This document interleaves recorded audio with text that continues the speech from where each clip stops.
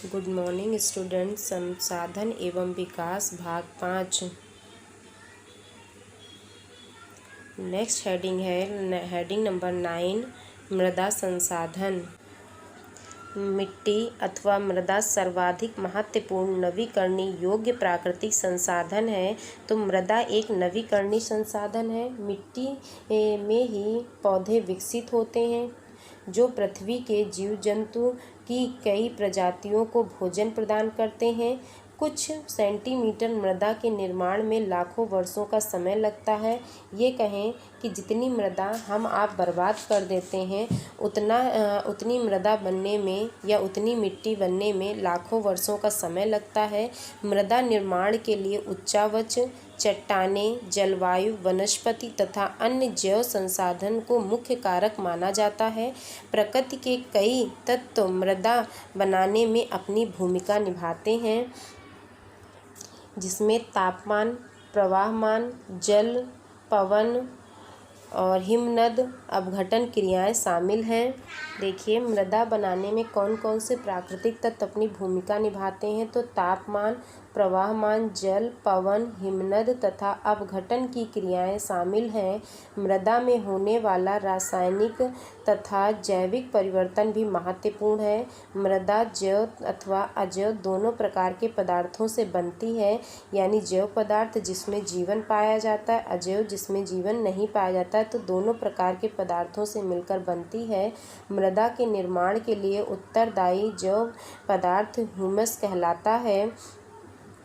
मृदा निर्माण को निर्धारित करने वाले तत्वों में रंग, गठन, गहराई, आयु इत्यादि के साथ रासायनिक और भौतिक गुणों के आधार पर भारत की मृदा को 6 भागों में बांटा गया है।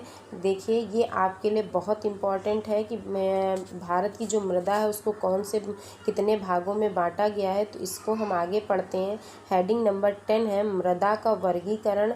भारत में अनेक उच्चावच भू आकृतियाँ, जलवायु तथा वनस्पतियाँ पाई जाती हैं और ये मृदा को विकसित करने का आधार है। पहली मृदा है जलोढ़ मृदा। देखिए बेटा, एक पहले जो है आपको ये बता दें कि ये टॉपिक बहुत ही इम्पॉर्टेंट है, क्योंकि इससे बहुविकल्पी प्रश्न और आपके मानचित्र संबंधित प्रश्न दोनों ही बनते हैं यहाँ से। जैसे पूछ लिया जाता है जलोढ़ मृदा का सबसे ज़्यादा विस्तार कहाँ है, काली मृदा का या पर्वतीय मृदा का सबसे ज़्यादा विस्तार कहाँ पर है। तो ये सब चीज़ें आपके मैप में बहुत पूछी जाती हैं। तो ये चैप्टर या ये टॉपिक आपके लिए बहुत इम्पॉर्टेंट है। देखिए, जलोढ़ मृदा भारत का संपूर्ण उत्तरी मैदान जलोढ़ मृदा से बना हुआ है। यह मृदा हिमालय के 3 महत्वपूर्ण नदी तंत्र सिंधु, गंगा और ब्रह्मपुत्र नदियों द्वारा लाए गए निक्षेपों से बना है। निक्षेप मतलब होता है जमा करना। तो जो है इनके द्वारा लाए गए अवसादों के निक्षेपों से बना है। जलोढ़ मृदा में रेत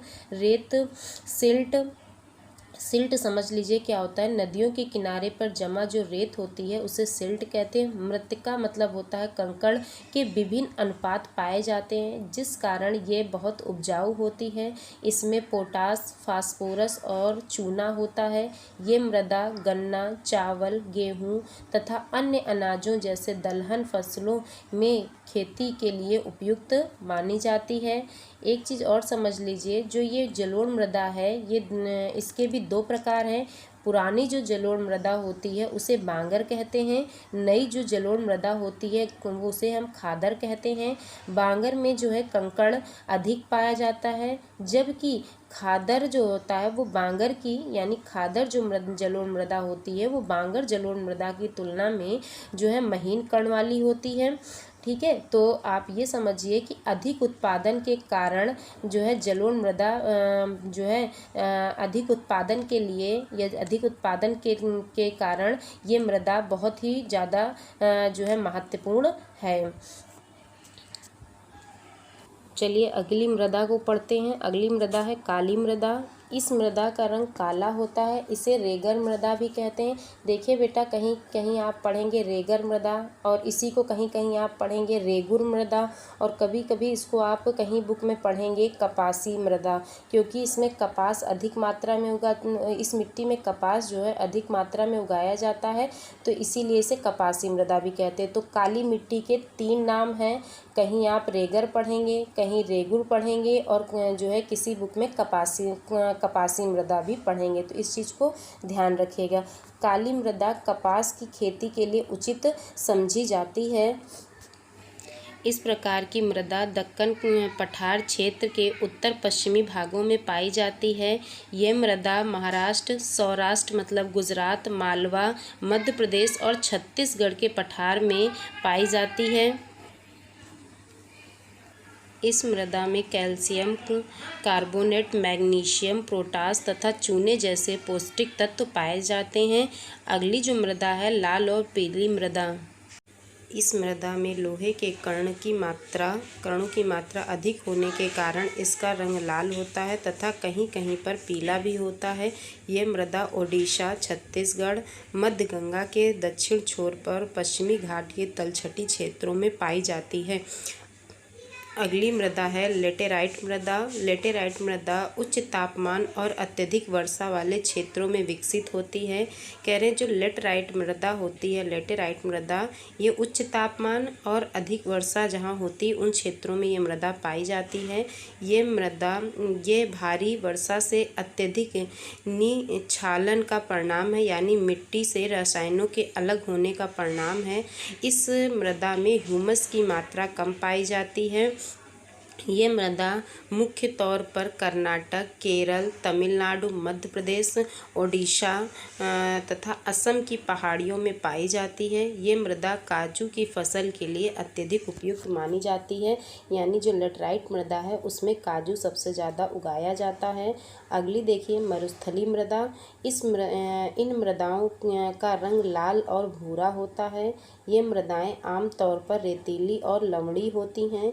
शुष्क क्षेत्र, शुष्क मतलब होता है जहाँ सूखे जलवायु और उच्च तापमान के कारण जल वाष्पन दर अधिक होती है, यानी इस मृदा में जो है पानी अधिक सोखता है। इन मृदाओं में ह्यूमस और नमी की मात्रा कम होती है।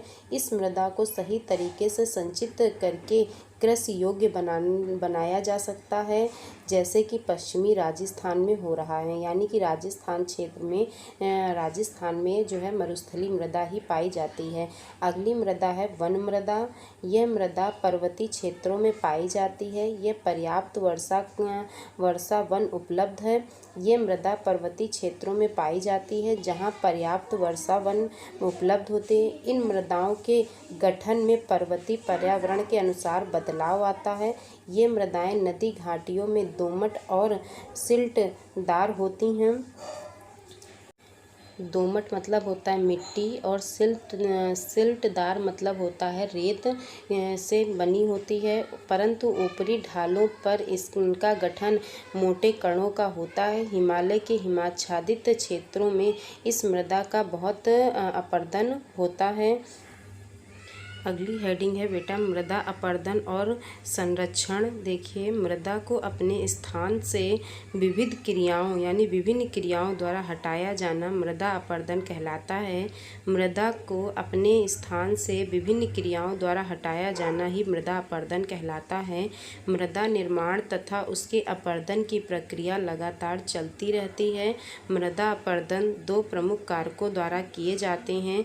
मतलब मृदा जो अपरदन होता है यानी मिट्टी का जो कटाव होता है उसके लिए 2 कारक उत्तरदायी होते हैं, जो मानवीय तथा प्राकृतिक कारक के रूप में परिभाषित होते हैं। या तो मानवीय कारक होते हैं और या तो प्राकृतिक कारक मृदा अपरदन के उत्तरदायी कारक होते हैं। देखिए बेटा मानवीय क्रियाएं या मानवीय कारक वनों की कटाई, अतिपशुचारण, निर्माण तथा खनन, कृषि की विधियां, भूमि उपयोग में आया परिवर्तन आदि प्रमुख प्रक्रियाएं हैं जो मृदा अपरदन के कारण हैं। आप देखिए प्राकृतिक कारकों में कौन कौन से आते हैं। पवन, हिमनद, जलों की लहरें इत्यादि मृदा अपरदन के लिए उत्तरदायी कारण हैं। अब यहाँ से क्वेश्चन बनता है कि मृदा अपरदन के दो प्रमुख कारक बताइए। तो एक मानवीय कारक और एक प्राकृतिक कारक। अब मानवीय कारक के अंतर्गत कौन कौन से आते हैं और प्राकृतिक कारकों के अंतर्गत कौन कौन से आते हैं जो मृदा अपरदन के लिए उत्तरदायी हैं, तो ये आपको ध्यान से पढ़ना है और याद करना है। आगे देखिए, पहाड़ी ढालों पर मृदा नीचे की ओर सरकती है जिसे मृदा सर्पण कहते हैं। यह भूस्खलन के साथ नीचे आती है और मृदा अपरदन का कारण बनती है। बहती हुई जल मृत्तिका युक्त मिट्टी को काट कर, मृत्तिका युक्त मतलब जो है कणों की मिट्टी को काट कर गहरी वाहिकाओं का निर्माण करती हैं जिन्हें हम अवनलिका कहते हैं।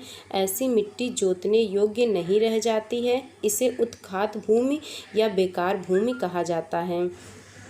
देखिए उसी हेडिंग को हम कंटिन्यू कर रहे हैं। भारत में 36.7 लाख हेक्टेयर भूमि अवनलिकाओं के कारण उत्खात भूमि बन चुकी है।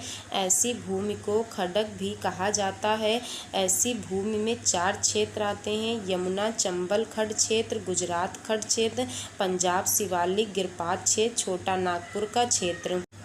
कई बार जल विस्तृत क्षेत्र से ढके हुए ढाल के साथ नीचे की ओर बहा ले जाता है। जब देखिए जल अकेले नहीं बहता, अपने साथ मिट्टी और अन्य अवसादों के साथ बहता है। तो यहाँ पर भी क्या मृदा अपरदन हो रहा है।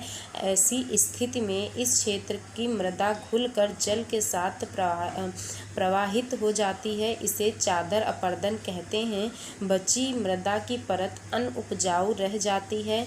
पवन द्वारा मैदान अथवा ढलान युक्त क्षेत्र से मृदा के अपरदन को उड़ा ले जाने की प्रक्रिया को पवन अपरदन कहा जाता है। मरुस्थलीय क्षेत्र में पवन द्वारा मृदा के महीन कणों एवं बालुओं को पास के कृषि योग्य भूमि पर बिछा देते हैं, जिससे कि कृषि भूमि की उर्वरता नष्ट हो जाती है। यह भी पवन अपरदन की एक अन्य प्रक्रिया है। ये अपरदन मरुस्थलीय क्षेत्र के निकटवर्ती हिस्सों में दिखाई देती है। पवन ऊर्जा का एक कारण गलत तरीके से कृषि करना। ढाल पर ऊपर से नीचे की ओर हल चलाने से वाहिकाओं का निर्माण होता है, जिसके अंदर बहता पानी मृदा का कटाव करने में सक्षम होता है और मृदा अपरदन की प्रक्रिया सामने आती है। ढाल युक्त भूमि में समुच्च रेखाओं के समानांतर हल चलाने से ढाल के साथ जल प्रवाह की गति कम हो जाती है। इसे समुच्च जुताई कहते हैं। ढाल युक्त भूमि पर सीढ़ियाँ बनाई जाती हैं। सीढ़ीदार खेती मृदा अपरदन को नियंत्रित करती है। कह रहे हैं सीढ़ीदार जो खेती होती है वो मृदा अपरदन को नियंत्रित करती है। पश्चिमी हिमालय में सीढ़ीदार कृषि की विकसित होती है। बृहद कृषि भूमि दो पट्टियों में बांटा जाता है। फसल के बीच घास की पट्टियाँ लगाई जाती हैं। ये पवन के वेग को कम कर अपरदन की प्रक्रिया को नियंत्रित करती हैं। इस प्रकार की कृषि प्रविधि कहते हैं। पवन की गति को नियंत्रित करने के लिए वृक्षों की मेखला का निर्माण किया जाता है। इसे रक्षक मेखला कहते हैं। पश्चिमी भारत में रेतीली भूभाग में रक्षक मेखला के माध्यम से टीलों का स्थायीकरण किया जाता है। देखिए इस चैप्टर की लास्ट हेडिंग है भारत में पर्यावरण की दशा। हरियाणा में अंबाला जिले का सुखो माजरी गांव तथा मध्य प्रदेश के झाबुआ जिले में भूमि निम्नीकरण को पलटा जा सकता है। सुखो माजरी में वृक्षों का घनत्व 1976 में 13 प्रति हेक्टेयर था, जो बढ़कर अब 15 प्रति हेक्टेयर हो चुका है। देखिए यहाँ पर भूमि निम्नीकरण को दूर करने के लिए पहले ही बताया गया था कि ज़्यादा से ज़्यादा मात्रा में जो है क्या करें, वनारोपण करें। तो ये काम सबसे पहले किसने करके दिखाया था? मध्य प्रदेश के झाबुआ जिले के लोगों ने ये सब काम सबसे पहले करके दिखाया। आगे देखिए सेकंड नंबर क्या कहता है। पर्यावरण के पुनर्स्थापना से संसाधनों की उपलब्धता में वृद्धि हुई है। कृषि तथा पशुपालन में सुधार के कारण आय में वृद्धि होती है। कृषि तथा पशुपालन में सुधार के कारण आय में वृद्धि होती है। तथा समाज में आर्थिक समृद्धि आती है। सुखो माजरी ने में वर्ष 1979 से वर्ष 1984 के बीच परिवारों की औसत आय 10,000 से 15,000 तक की वृद्धि हुई है। देखिए उसी हेडिंग का थर्ड पॉइंट है, पर्यावरणीय पुनर्स्थापना के लिए प्रबंधन अनिवार्य पहलू है। मध्य प्रदेश देश का पहला राज्य है जहां लोगों को वन संबंधित फैसले लेने का अधिकार प्रदान किया गया था। मध्य प्रदेश में 29 लाख हेक्टेयर भूमि को, देखिए इसी हेडिंग का थर्ड पॉइंट है, पर्यावरणीय पुनर्स्थापना के लिए प्रबंधन अनिवार्य पहलू है। मध्य प्रदेश देश का पहला राज्य है जहां लोगों को वन संबंधित फैसले लेने का अधिकार प्रदान किया गया है। मध्य प्रदेश में 29 लाख हेक्टेयर भूमि को जल विभाजक प्रबंधन के माध्यम से पुनः हरा भरा बनाया गया है। ये भारत के कुल भौगोलिक क्षेत्रफल का 1% है। अगर हम परसेंटेज की बात करें तो बेटा और भी क्षेत्र ऐसे होंगे जहाँ पर वन ज़्यादा है, लेकिन अगर ऐसे देखा जाए तो सबसे ज़्यादा जो वन है वो मध्य प्रदेश राज्य में ही हैं। यहीं से आपका चैप्टर ये समाप्त होता है।